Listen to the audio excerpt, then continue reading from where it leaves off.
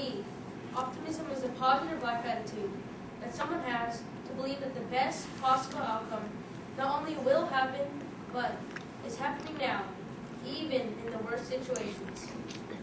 From many famous people, I learned what the true meaning of optimism is. Thomas Edison, the inventor of the light bulb, and many other important inventions, was an optimistic person.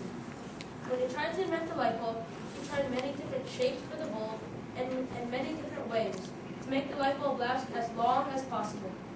All of those attempts failed, and many people questioned why he wasn't giving up. He said, "I have not failed. I've just found 10,000 different ways that won't work." What an optimistic person he was. He believed that all those failures and difficulties actually benefited his process of achieving his goal. He persevered to make the longest lasting light bulb at that time. In my life, I have had many opportunities to learn from these famous people and practice to be optimistic like them. Let me tell you a true story that happened to my family and I last Christmas season. We had just spent a week at my cousin's house in a small town near Chicago.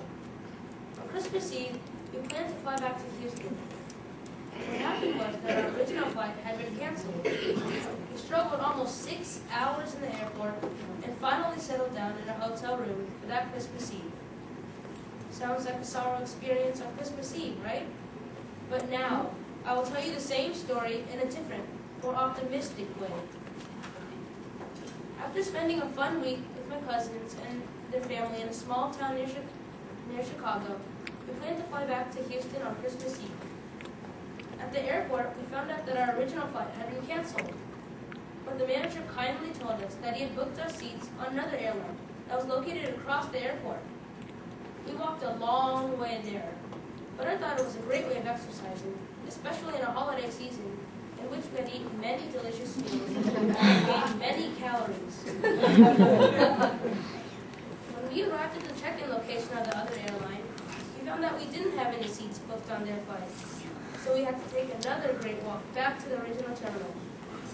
After a talk with the manager again, he kindly booked us seats on a flight for the next day.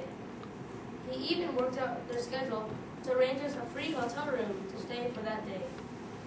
Even though the hotel shuttle bus took a long time to arrive, it was better than walking across highways and busy intersections to get to the hotel on our own feet, or spending lots of our own money on a taxi ride. On the shuttle, the driver thoughtfully reminded us that since it was Christmas Eve, many restaurants were already closed. He stopped by a Subway restaurant so we could buy some sandwiches. The sandwiches tasted great, and it was nice to be able to eat healthy in the holiday season.